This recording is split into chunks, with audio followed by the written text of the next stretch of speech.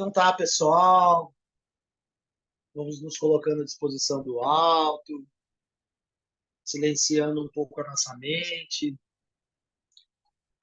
pedindo aos nossos amigos espirituais que nos intuam nesse momento, que possam, né, que todos os espíritos e toda a egrégora da casa possa trabalhar nesse momento de estudos junto com a gente. E também vamos entrar no nosso modo gratidão, porque é uma bênção termos essa oportunidade de estudo, de aprendizado, para que possamos sempre tentar evoluir, né, a cada passo que a gente dá e sempre agradecendo as oportunidades que a vida nos coloca, mesmo não sendo as que a gente gostaria de estar recebendo, mas que cada vez mais nós possamos entender que nas escolhas que fizemos, né, as melhores são sempre, né, da fraternidade, da caridade. Então, as aulas e os estudos, eles nos fazem entender isso um pouco melhor. Muito obrigado a todos os nossos amigos da Casa Lucas, a tia Ziza, aos nossos mentores espirituais e os nossos guias, esses que, né, que estão sempre junto com a gente. Pai nosso que estais no céu, santificado seja o vosso nome. Venha a nós o vosso reino, seja feita a vossa vontade, assim na terra como no céu. O pão nosso de cada dia dai-nos hoje, perdoai as nossas ofensas, assim como nós perdoamos a quem nos tem ofendido. E não nos deixeis cair em tentação, mas livrai-nos de todo mal, que assim seja. Vamos lá então, pessoal, seguindo nos estudos do livro Missionários da Luz, capítulo 11, Intercessão.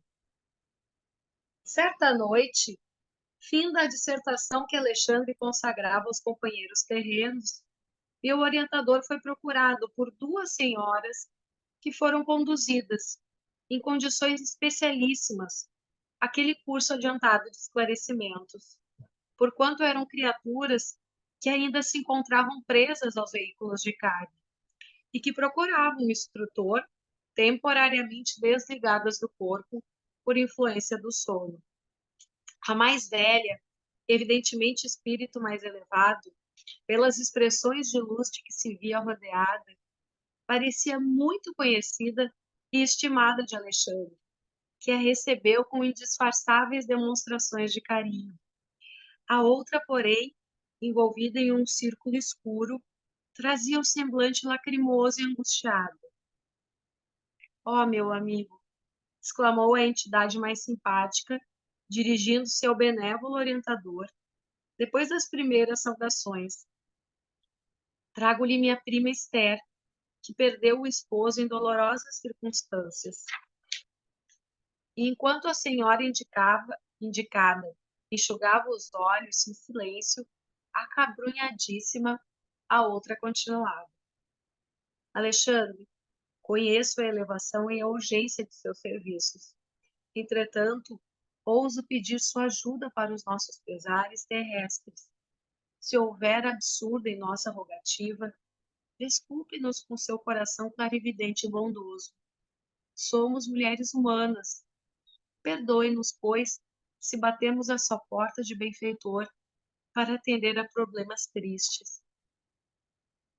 "Etelvina, minha amiga", falou o instrutor com entonação de ternura, "em toda parte a dor sincera é digna de amparo.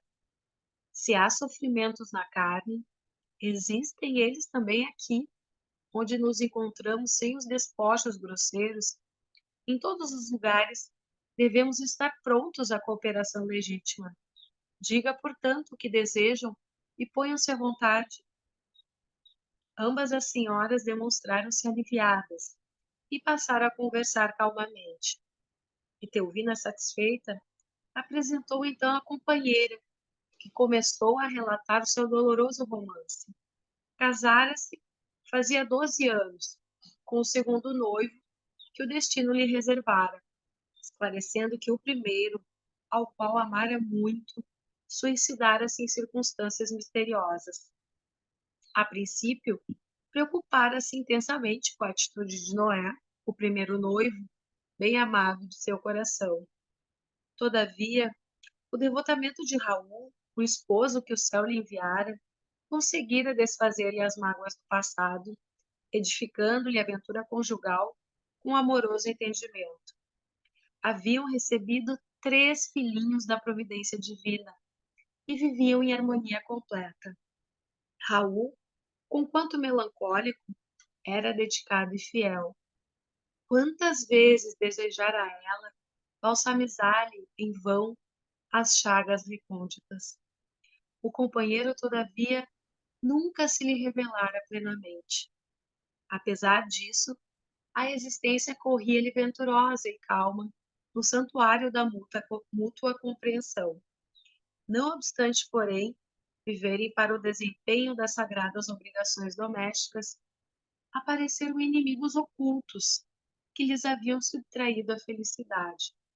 Raul fora assassinado inexplicavelmente. Amigos anônimos recolheram-lhe o cadáver da via pública, trazendo-lhe à casa a terrível surpresa. Tinha ele o coração varado por um tiro de revólver, que, embora encontrado junto do corpo enxágue, não lhe pertencia. Que mistério envolveria o hediondo crime? Diversos populares e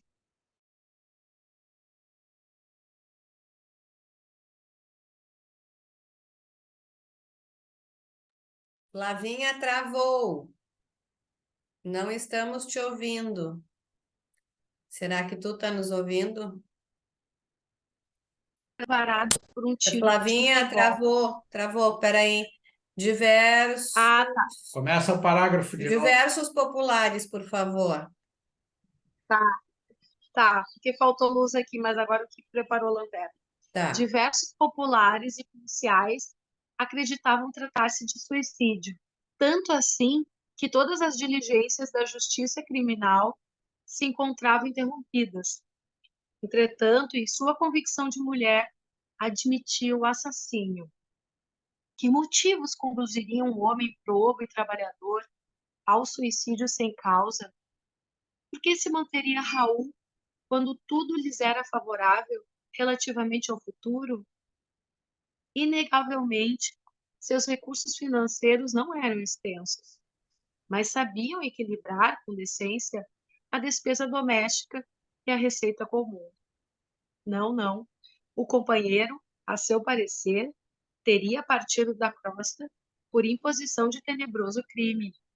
Todavia, em sua generosidade feminina, Esther, em lágrimas, não desejava positivar a culpabilidade de ninguém. Não desejava vingar-se, e sim acalmar o coração em desalento. Seria possível, por intermédio de Alexandre, sonhar com o companheiro no sentido de obter as notícias diretas e fazer-lhe sentir o carinhoso interesse do lar? Em vista dos filhos pequenos e de 2 velhos tios que estavam dependentes de seus préstimos, a angustiada viúva encontrava-se em péssimas condições financeiras, na viuvez inesperada. Todavia, acantava em pranto, estava disposta a trabalhar e consagrar seus filhinhos, recomeçando a vida. Mas antes disso, desejava algum conforto para o coração. Anelava inteirar-se do ocorrido e conhecer a situação do esposo para conformar-se.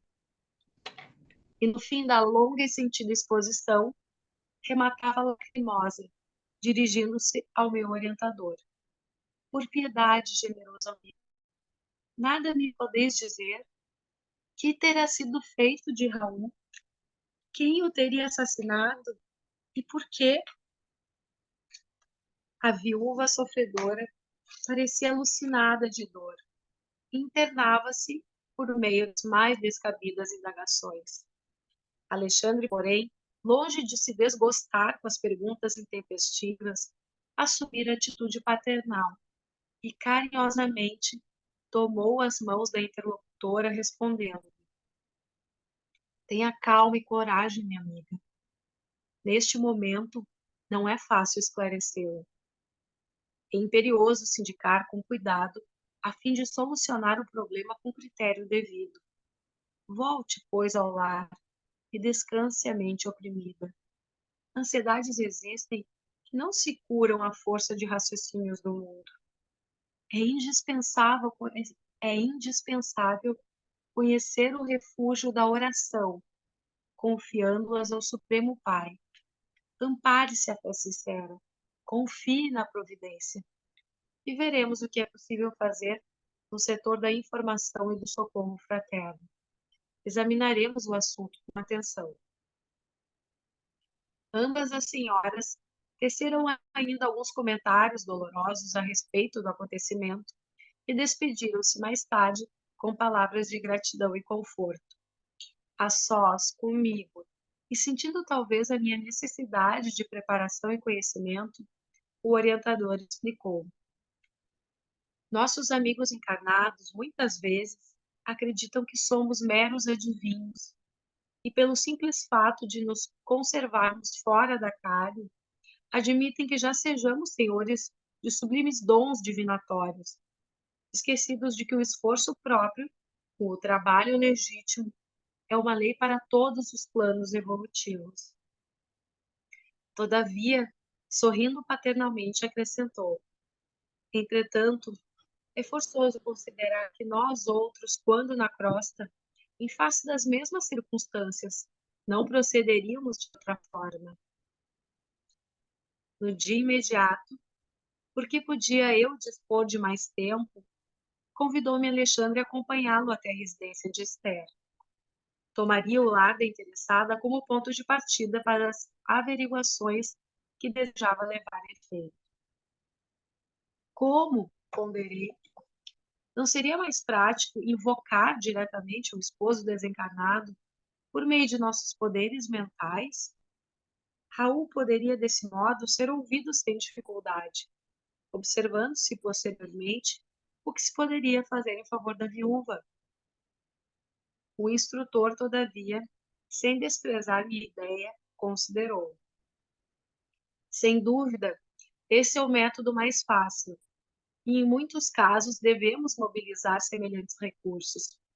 Entretanto, André, o serviço intercessório, para ser completo, exige alguma coisa de nós mesmos. Concedendo à nossa irmã Esther algo de nosso tempo e de nossas possibilidades, seremos credores de mais justos conhecimentos, respeito à situação geral, enriquecendo simultaneamente os nossos valores de cooperação. Quem dá o bem é o primeiro beneficiado. Quem acende uma luz é o que se ilumina em primeiro lugar. Como quem não desejava dilatar a conversação, Alexandre silenciou, pondo-nos ambos a caminho, compreendendo eu, mais uma vez, que, como na Terra, o serviço de colaboração fraternal no plano dos espíritos reclama esforço, tolerância e diligência. A casa da pobre viúva localizava-se em rua modesta, e, embora relativamente confortável, parecia habitada por muitas entidades de condição inferior, o que observei sem dificuldade pelo movimento de entradas e saídas antes mesmo de nossa penetração no ambiente doméstico. Entramos sem que os desencarnados infelizes nos identificassem a presença, em virtude do baixo padrão vibratório que lhes caracterizava as percepções. O quadro, porém, era doloroso de ver-se. A família, constituída da viúva, 3 filhos e um casal de velhos, permanecia à mesa de reuniões um almoço muito simples. Entretanto, um fato até então inédito para mim feriu a observação. 6 entidades envolvidas em círculos escuros acompanhavam-nos ao repasto, como se estivessem tomando alimentos por absorção. Oh, meu Deus! Exclamei aturdido, dirigindo-me ao instrutor. Será crível? Desencarnados à mesa? Alexandre replicou tranquilo. Meu amigo, Os quadros de viciação mental, ignorância e sofrimento dos lares sem equilíbrio religioso são muito grandes. Onde não existe organização espiritual, não há defesas da paz de espírito. Isso é intuitivo para todos os que estimem o reto pensamento. Após ligeira pausa em que fixava compadecido a paisagem interior, prosseguiu. Os que desencarnam em condições de excessivo apego aos que deixaram na crosta, neles encontrando as mesmas algemas, quase sempre se mantêm ligados à casa, às situações domésticas e aos fluidos vitais da família. Alimentam-se com a parentela e dormem nos mesmos aposentos onde se desligaram do corpo físico. Mas chegam a se alimentar, de fato, utilizando os mesmos acepipes de outro tempo? Indaguei espantado, ao ver a satisfação das entidades congregadas ali, absorvendo gostosamente as emanações dos pratos fumegantes. Alexandre sorriu e acrescentou: tanta admiração somente por vê-los tomando alimentos pelas narinas? E nós outros? Desconhece você, porventura, que o próprio homem encarnado recebe mais de 70% da alimentação comum por meio de princípios atmosféricos captados pelos condutos respiratórios? Você não ignora também que as substâncias cozidas ao fogo sofrem profunda desintegração? Ora, os nossos irmãos viciados nas sensações fisiológicas encontram nos elementos desintegrados o mesmo sabor que experimentavam quando em uso do envoltório carnal. No entanto, ponderei, parece desagradável tomar refeições obrigando-nos à companhia inevitável de desconhecidos e mormente desconhecidos desse que temos sob os olhos. Você, porém, não pode esquecer, aduziu o orientador, que não se trata de gente anônima. Estamos vendo familiares diversos, que os próprios encarnados retêm com as suas pesadas vibrações de apego doentio. Alexandre pensou um momento e continuou. Admitamos, contudo, a sua hipótese. Ainda que a mesa doméstica estivesse rodeada de entidades indignas, estranhas aos laços consanguíneos, resta a certeza de que as almas se reúnem obedecendo às tendências que lhes são características e à circunstância de que cada espírito tem as companhias que prefere. E desejoso de fornecer bases sólidas ao meu aprendizado, considerou: a mesa familiar é sempre um receptáculo de influenciações de natureza invisível. Valendo-se dela, medite o homem no bem, e os trabalhadores espirituais, nas vizinhanças do pensador, virão partilhar o serviço no campo abençoado dos bons pensamentos. Conserve a família em plano superior, rendendo culto às experiências elevadas da vida, e os orientadores da iluminação espiritual aproximar-se-ão, lançando no terreno da palestra construtiva as sementes das ideias novas que então se movimentam com a beleza sublime da espontaneidade. Entretanto, pelos mesmos dispositivos da lei de afinidade, a maledicência atrairá os caluniadores invisíveis, e a ironia buscará, sem dúvida, as entidades galhofeiras e sarcásticas. Inspirarão o anedotário menos digno, deixando margem vastíssima à leviandade e à perturbação. Indicando o grupo à mesa, Alexandre acentuou: aqui, os tristes inveterados atraem os familiares desencarnados de análoga condição. É o vampirismo recíproco. Ouça você o que falo.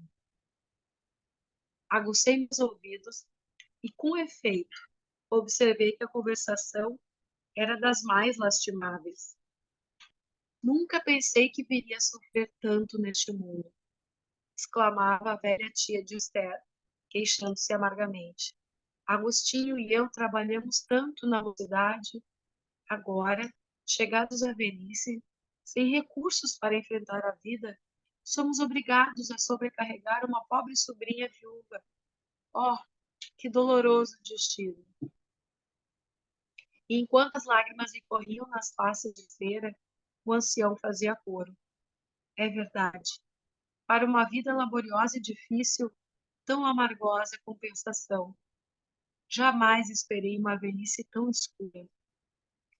As entidades vestidas em túnicas de sombra, ao ouvirem semelhantes declarações, pareciam também mais comovidas, abraçando-se aos velhos com fervor. A viúva, todavia, embora tristonha, acrescentou resignada. De fato, nossas provações têm sido cruéis. Entretanto, devemos confiar na bondade de Deus.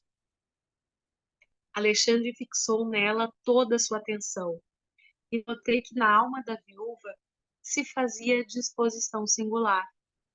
De olhos brilhantes, como se percebesse de muito longe a nossa influenciação espiritual, recordou o sonho da noite de modo vago, acentuando. Graças à providência, amanheci hoje muito mais confortada. Sonhei que a prima Etelvina me conduziu à presença de um mensageiro celestial que me abençoou o coração, aliviando-me as pesadas dores destes últimos dias. Oh, como me rejubilaria se pudesse reconstituir esse sonho de luz. Ora, mamãe, conte-nos, exclamou a filhinha de 7 anos presumíveis, que até ali se mantivera em silêncio. A senhora, de bom grado, comentou. Minha filha, não se pode descrever as grandes sensações. Não me lembro precisamente de tudo, mas recordo-me de que o emissário de Jesus me ouviu com paciência e em seguida disse-me palavras de encorajamento e amor. Longe de me repreender, acolheu-me bondoso e, revelando divina tolerância, escutou minhas queixas até o fim, qual médico abnegado.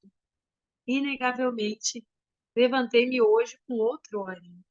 Estejamos conformados, pois Deus nos auxiliará. Logo que me refaça completamente, ganharei nosso pão com trabalho honesto. Tenhamos esperança e fé. Em face das afirmativas encorajadoras de Esther, os meninos entreolharam-se sorridentes, enquanto os velhinhos calaram a amargura que lhes era própria.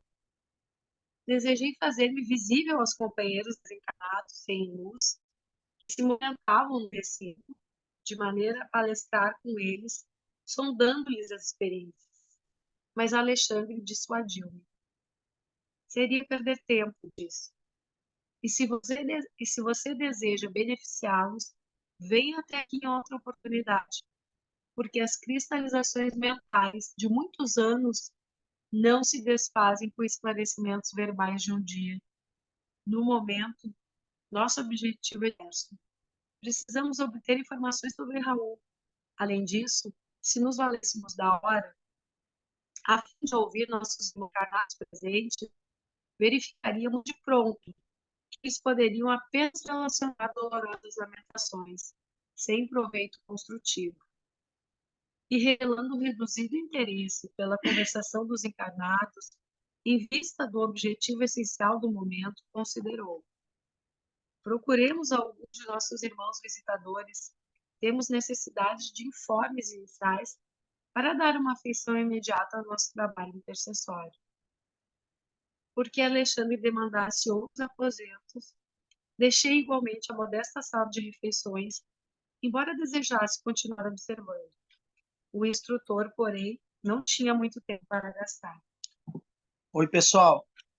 Vamos dar uma pausinha para a gente conseguir, porque agora vai dar uma mudada no assunto, e eu queria, para a gente puxar né, desde o início, o quanto é importante, né, se nós pegarmos a primeira etapa ali, né, os primeiros parágrafos, o quanto é importante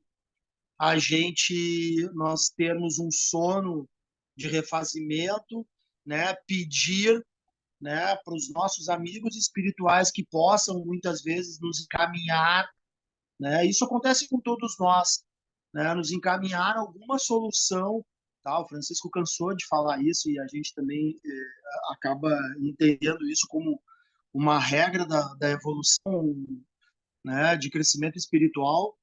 Então, assim, como é importante, tá, naquela primeira ação, né, da Esther, o contato dela com Alexandre. Mas aquilo ali foi um pedido, né, provavelmente deve ter sido um pedido muito profundo dela, de uma vontade muito grande dela realmente saber o que tinha acontecido com Raul.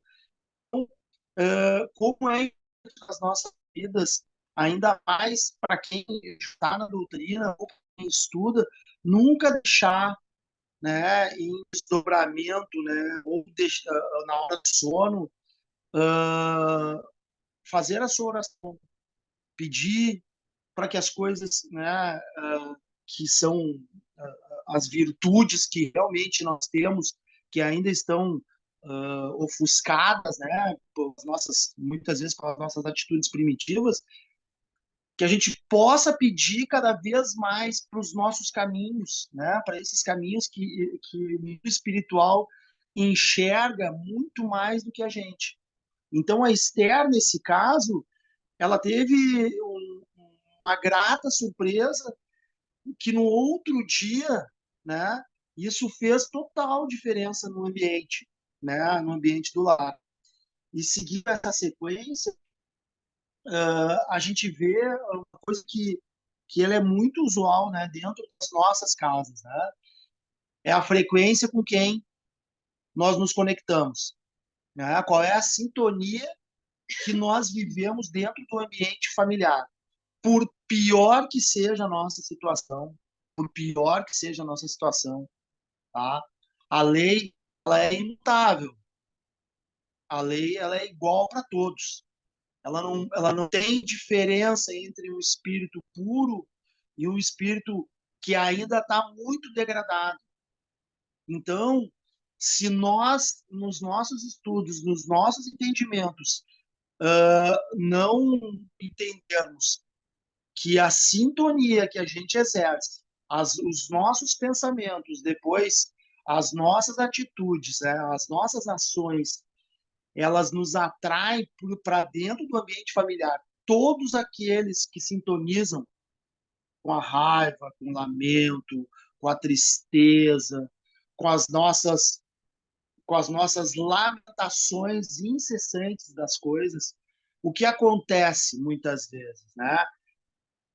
A gente atrai aqueles que são os nossos, né? Os nossos familiares desencarnados, os nossos parentes, aqueles que nós temos que se sentiam bem junto da gente, mas que muitas vezes ainda não se encaminharam no mundo espiritual, e também aqueles espíritos, né, que nós abrimos as portas e as janelas, que eles sintonizam, né, com a vibração, né, essa vibração baixa, né, essa vibração pesada, mais escura, mais densa, que muitas vezes a gente deixa, né, escapar, né, de dentro de nós. Então, muitas vezes é melhor a gente silenciar isso ou tentar se regrar, assim, para que a gente não fique externando isso, né, para o universo, porque a gente vê esse livro, ele é praticamente, né, uma cópia das nossas vidas. Ele faz exatamente aquilo que nós vivemos em algum momento das nossas existências. A literatura espírita, ela é muito parecida, né? Ela é muito parecida com aquilo que nós vivemos em vários momentos. Ou nós vivemos, ou alguém que vive com a gente, ou alguns familiares, amigos, enfim, né? A gente vê Icó, que vive por isso. eu queria Oi? comentar, enquanto a gente estava ouvindo a leitura, eu comentei exatamente isso. O desgosto dos idosos ali é um desgosto legítimo para nós, né? Eles só estavam achando que eles trabalharam a vida inteira e não tinham uma velhice confortável e que estavam sendo um peso na vida da sobrinha já viúva, com criança, né? Então eles não estavam praguejando, eles não estavam reclamando, eles estavam só comentando da infelicidade da vida não ter se chegado a essa fase da vida da forma como desejavam ter chegado, né? Então, o baixar a vibração ali é algo muito humano, como diz o Francisco, é o que a gente faz, e como tu disse, é o que a gente faz diariamente. É o que agora eu estava reclamando da chuva, né? Exatamente a mesma Aham, coisa, né? É Então, verdade. É, como a gente precisa elevar muito, porque era um comentário até de se sentir chateado de estar incomodando a sobrinha, né? Não era nada negativo ao ponto de a gente achar que era tão negativo assim, né?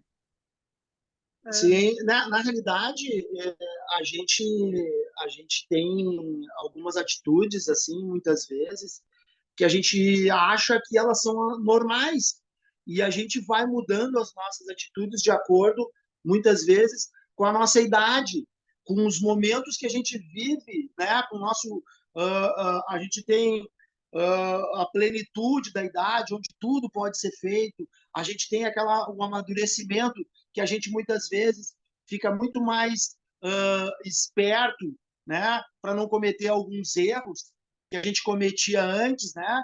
Mas com ainda uma grande disposição e muitas vezes quando a gente começa a ficar um pouco mais com a idade um pouco mais elevada, a gente tem uma experiência muito maior, mas muitas vezes a gente também vai adquirindo alguns cacuetes.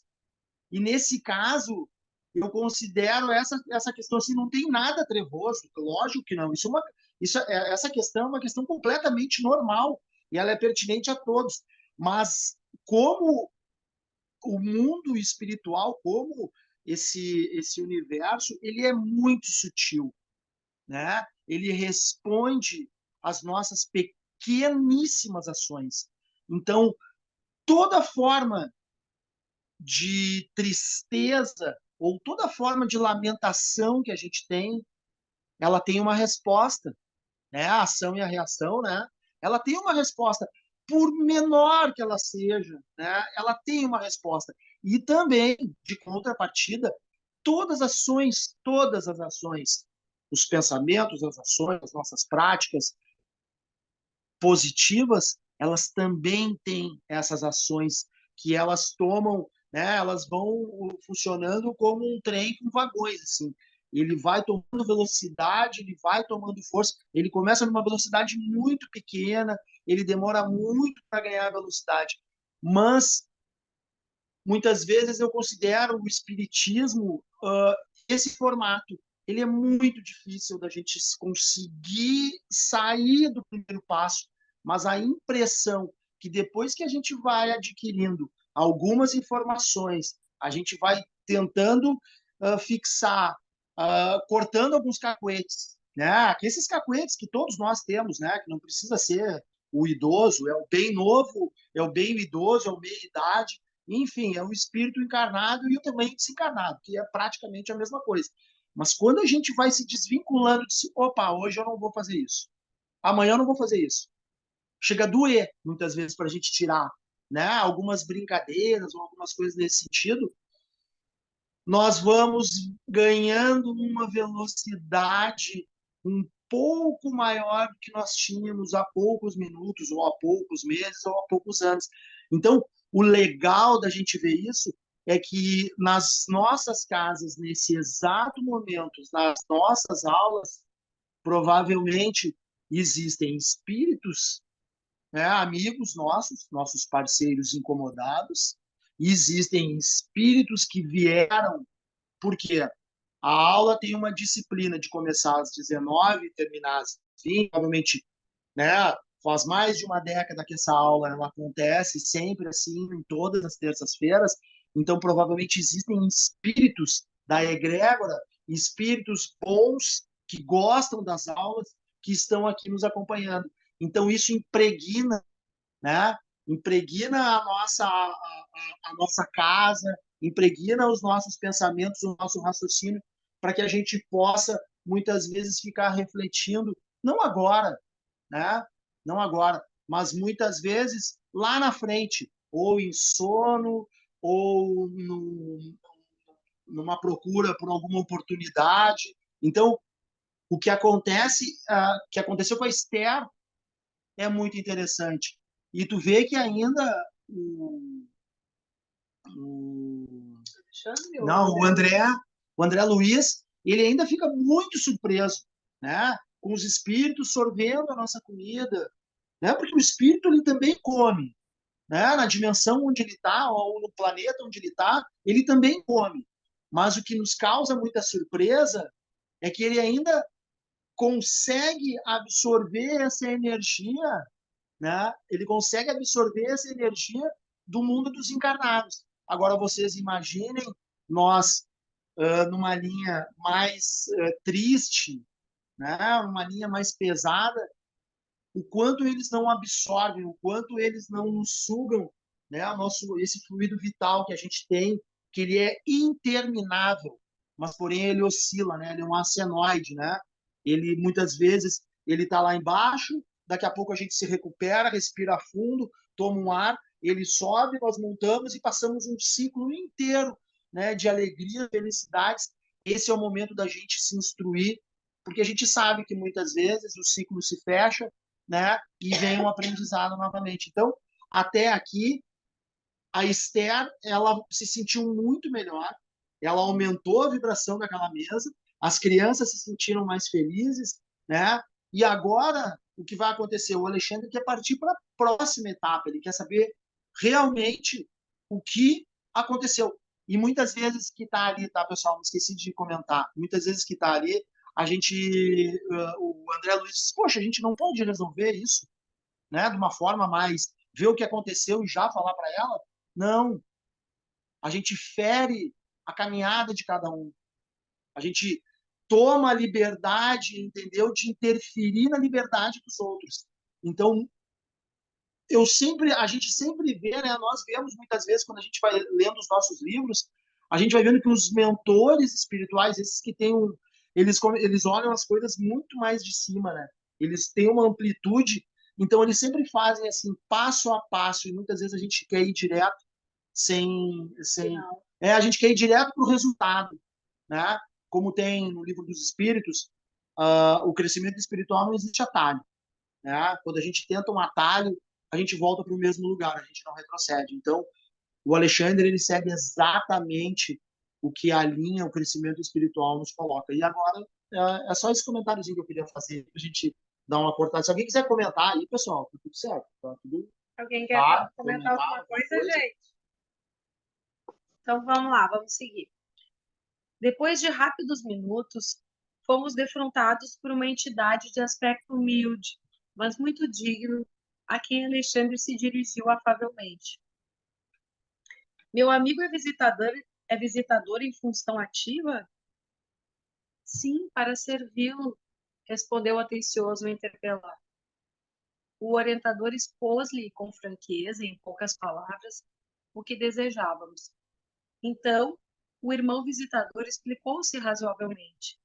Conhecera Raul de perto, auxiliaram-o muitas vezes, prestando-lhe continuada assistência espiritual.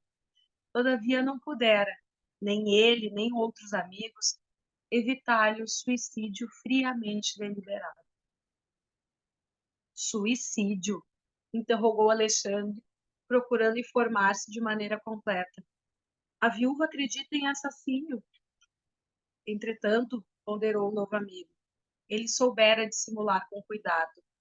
Meditara por muito tempo o ato infeliz e, no último dia, fizera a aquisição de um revólver para o fim desejado. Alvejando a região do coração, atirou a arma a pequena distância, depois de utilizá-la cautelosamente para evitar as impressões digitais, e desse modo conseguira burlar a confiança dos familiares, fazendo-os supor tivesse havido doloroso crime. Chegou a ver nos derradeiros minutos da tragédia, indagou Alexandre paternal. Sim, esclareceu o interlocutor.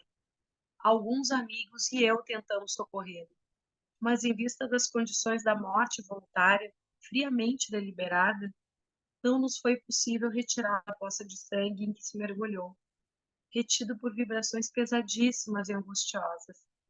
Permanecíamos em serviço, com o fim de ampará-lo, quando se aproximou um bando de algumas dezenas, que abusou do infeliz e deslocou-o facilmente, em virtude da harmonia de forças perversas. Como pode compreender, não nos foi possível arrebatá-lo das mãos dos salteadores da sombra, que o carregaram por aí. O instrutor parecia satisfeito com as elucidações, e quando vi que se dispunha a terminar a palestra, ousei perguntar: Mas, e a causa do suicídio? Não será interessante ouvir o visitador? Não, explicou Alexandre tranquilamente. Indagaremos do próprio interessado. Despedimos-nos. Determinada indagação, todavia, atormentava meu cérebro.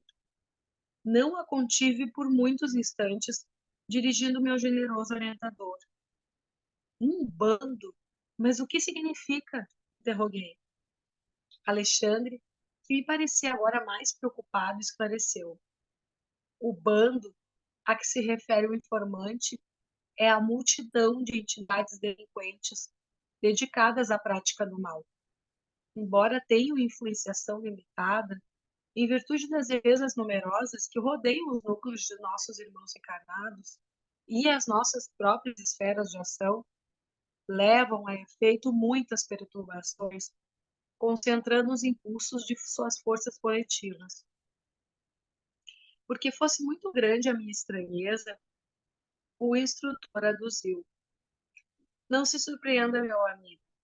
A morte física não é banho milagroso que converta maus em bons e ignorantes em sábios de um instante para o outro. Há desencarnados que se apresentam aos ambientes domésticos à maneira da era às paredes. Outros, contudo, em vultoso número, revoltam-se no círculo de ignorância que lhes é próprio e constituem as chamadas regiões das trevas, que afrontaram o próprio Jesus por intermédio de obsidiados diversos. Organizam-se diabolicamente, formam cooperativas criminosas e ai, e aí e ai daqueles que se transformam em seus companheiros. Os que caem na senda emotiva pelo descaso das oportunidades divinas são escravos sofredores desses transitórios, mas terríveis poderes das sombras em cativeiro que pode caracterizar-se por longa duração.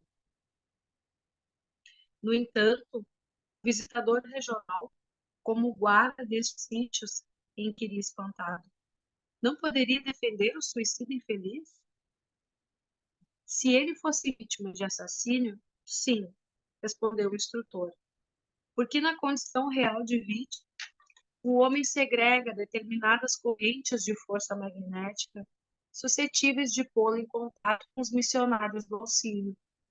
Mas no suicídio previamente deliberado, sem a intromissão de inimigos ocultos, como este sob nossa observação, o desequilíbrio da alma é inexprimível e acarreta absoluta incapacidade de sintonia mental com os elementos superiores.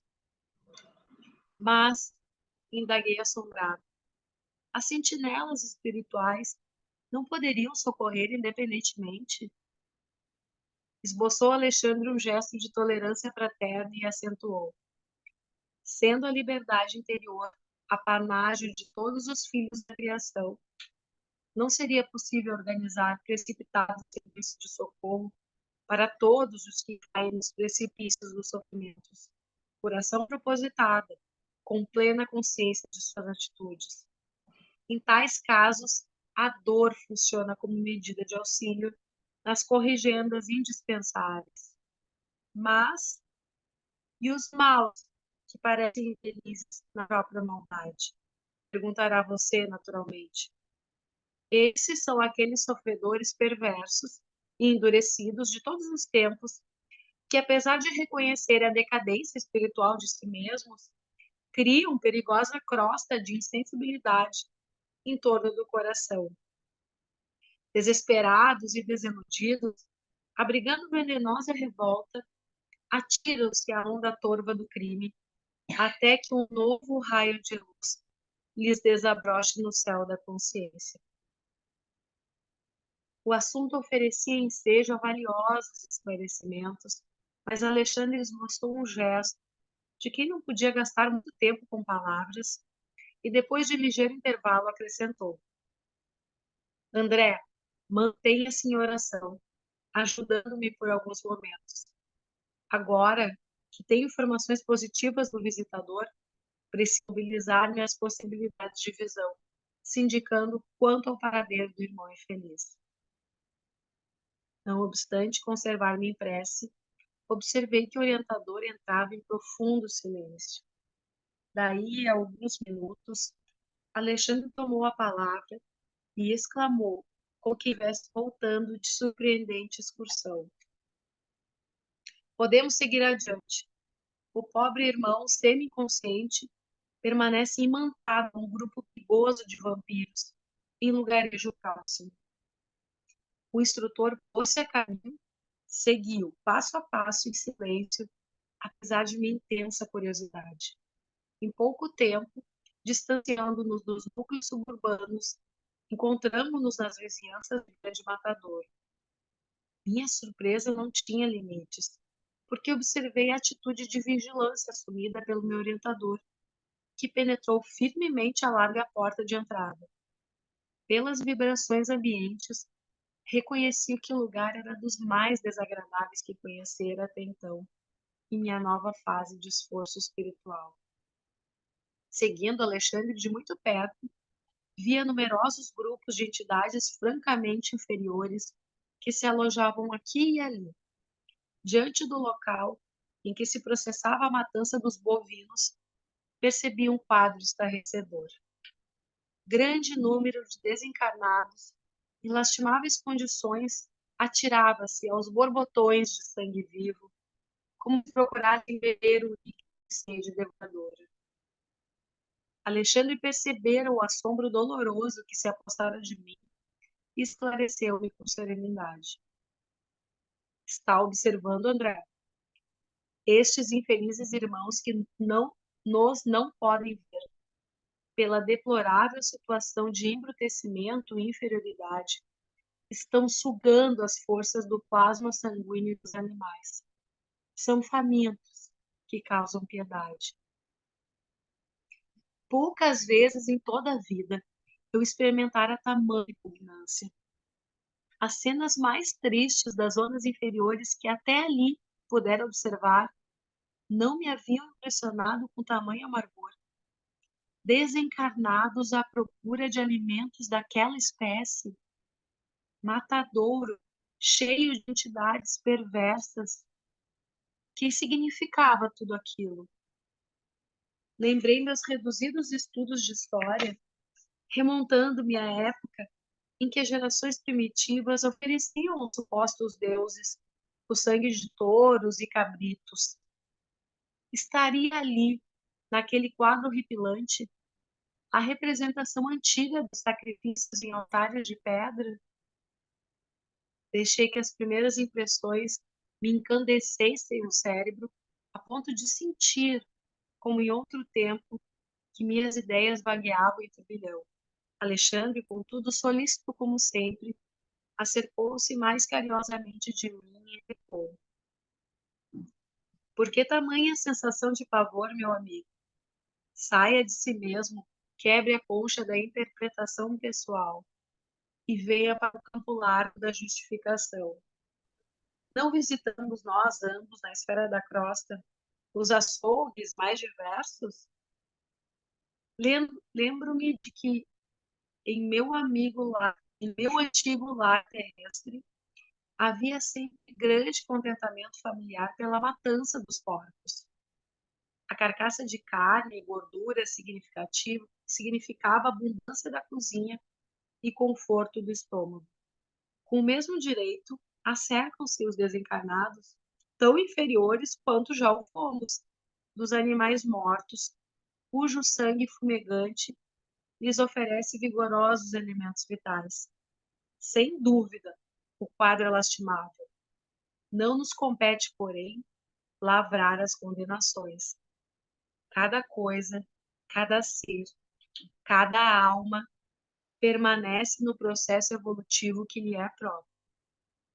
E se já passamos pelas estações inferiores, compreendendo como é difícil a melhoria no plano de elevação, devemos guardar a disposição legítima de auxiliar sempre, mobilizando as melhores possibilidades ao nosso alcance a serviço do próximo. A advertência fora utilíssima.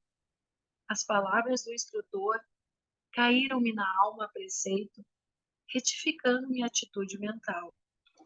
Encarei sereno o quadro sob os meus olhos, e notando que me reequilibrara, Alexandre mostrou-me uma entidade de aspecto lamentável, semelhante a um autômato, a vaguear em torno dos demais. Depois de fixar-lhe os olhos, quase sem expressão, reparei que a sua vestimenta permanecia ensanguentada.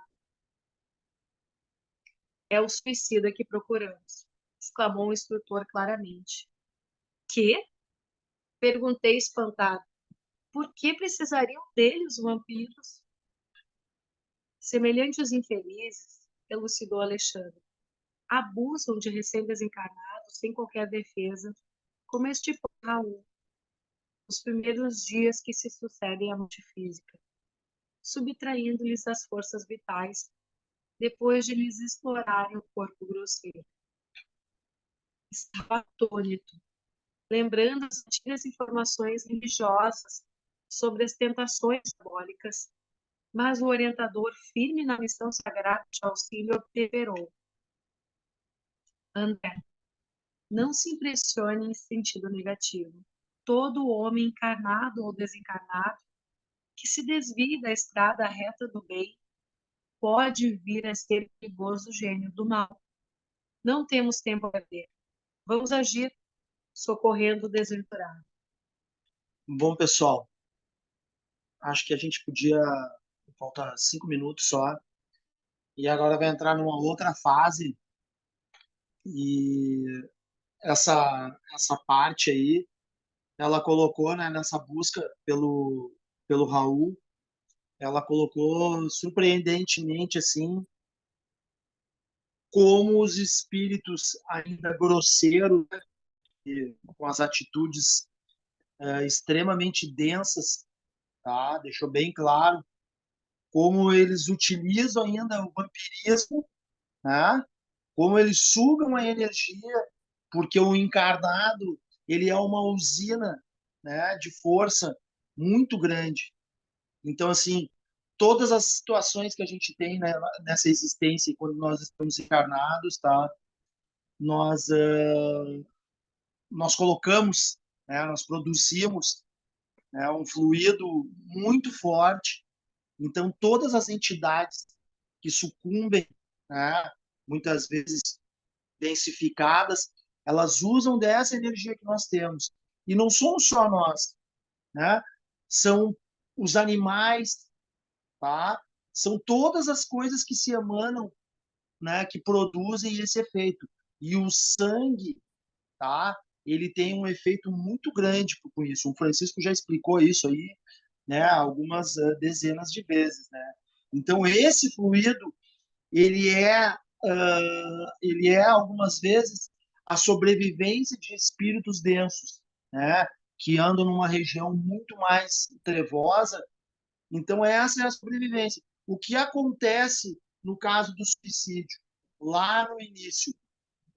O André Luiz questiona o Alexandre por que não auxiliar o Raul. E o Alexandre mais uma vez coloca para ele de uma forma um pouco, né, um pouco mais simples, que essa foi uma escolha do Raul, né? E foi uma escolha arquitetada, né? Ele fez um plano de suicídio aonde as pessoas, né, aonde todos provavelmente não saberiam que ele teria cometido suicídio, porque ele comprou a arma, né? Ele não tinha uma arma, ele comprou uma arma, tanto que a Esther dizia, a arma não era dele. Por isso que ela achava que era um assassinato. Então, assim, o Alexandre ele não interferiu mais uma vez, né, numa escolha arquitetada do Raul. Então, isso a gente vê que o Alto, como ele tem uma visão muito maior do todo, ele sabe que quando nós estamos numa situação, né, de baixa vibração, né, numa situação onde a gente emana fluidos mais densos, né, nós nos conectamos muitas vezes com esses espíritos mais ignorantes ainda, né, que ignoram, né, a luz, a existência da luz, né? Então não é questão de só de grosseiro, só do mal, mas o de ignorar mesmo que o crescimento espiritual, que existe um Jesus, que existe um Deus, que esse é o único caminho. Então, por caridade, ele explica que muitas vezes a dor, né, ou na grande maioria das vezes, a dor é o nosso maior aprendizado.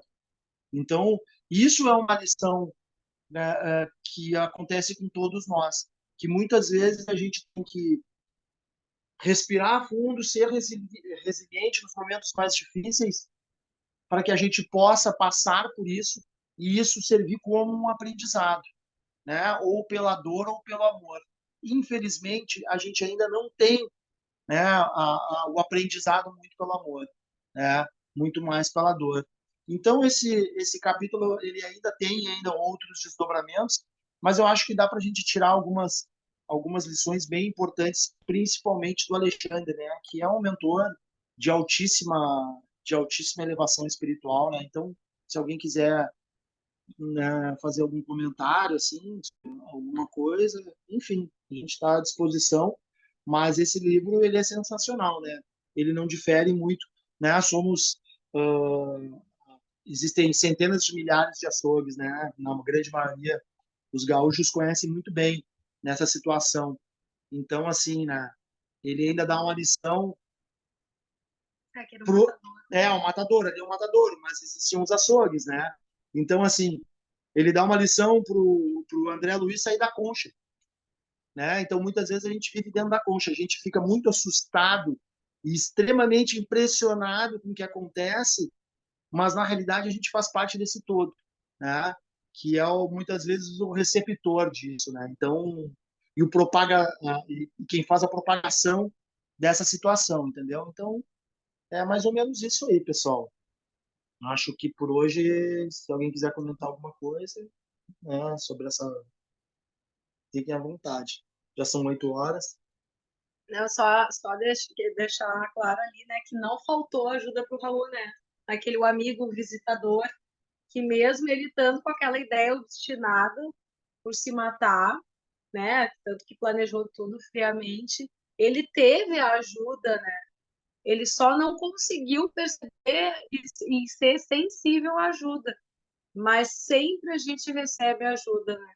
Só que muitas vezes a nossa cegueira espiritual naquele momento de tanta dor, de tanta angústia, de uma ideia fixa que a gente tem, a gente fica cego, bitolado, a gente não consegue ter o coração aberto e a mente aberta para perceber a intuição, a ajuda que já está à nossa disposição. Foi o caso do Raul, né? Que infelizmente ele não conseguiu perceber isso, mas ele teve ajuda. É só usar as palavras do Alexandre, né? Que a gente saia das nossas conchas, né? Então, assim, nunca usei esse termo, mas eu acho um termo muito legal para a gente até fixar, né? Muitas vezes a gente está dentro da nossa concha. O André Luiz, por mais que já estivesse já trabalhando no mundo espiritual, acompanhando, estudioso, todas essas situações, ainda se surpreende com esse tipo de atitude e ele ainda continuava ainda no mundo dele sem ter sem ver o todo, né? Que ele também, o Alexandre também fez parte, né, dos consumidores dessa questão, né? Uma questão bem específica que é a questão da carne, né? Dos matadores, tá? Então tá, pessoal. Tá, acho que tá. Vamos encerrar aí, fazer a oração. Eu acho que a Bruna, alguém ali, cara, fez uma mensagem, a gente não consegue ler aqui direito. Sim, Mas acho que vou ler Era só aqui. um comentário ou uma A, pergunta? a Bruna escreveu. Muito enriquecedor, pessoal. Obrigada pelas contribuições. Temos o livre-arbítrio, essa é a maior lição. É isso aí. É isso é aí. isso aí. Não, então tá, então não tem pergunta. Então tá, pessoal. Vamos para a oração. Vamos nos mantendo nessa vibração elevada com os nossos amigos espirituais que trabalham tanto para que a gente possa chegar nesse momento e assistir às nossas aulas, que a gente possa reverberar isso, principalmente no nosso ambiente familiar, né? Impregnar esse pensamento, né, de crescimento espiritual, de muito trabalho, bastante disciplina, e cada vez mais a gente possa entender que todas as ações que existem nesse universo são para nos favorecer. Né? Todos nós nos tornaremos espíritos de luz, né? Mas para isso nós precisamos ir passo a passo e tentar entender cada coisa que acontece, cada situação na nossa existência, utilizando sempre a fé raciocinada, né? Como já nos foi passado pelos espíritos, então que a gente possa agradecer sempre essa oportunidade. Pai nosso que estais no céu, santificado seja o vosso nome. Venha a nós o vosso reino. Seja feita a vossa vontade, assim na terra como no céu. O pão nosso de cada dia dai-nos hoje. Perdoai as nossas ofensas, assim como nós perdoamos a quem nos tem ofendido. E não nos deixeis cair em tentação, mas livrai-nos de todo mal, que assim seja. Então tá, pessoal. Boa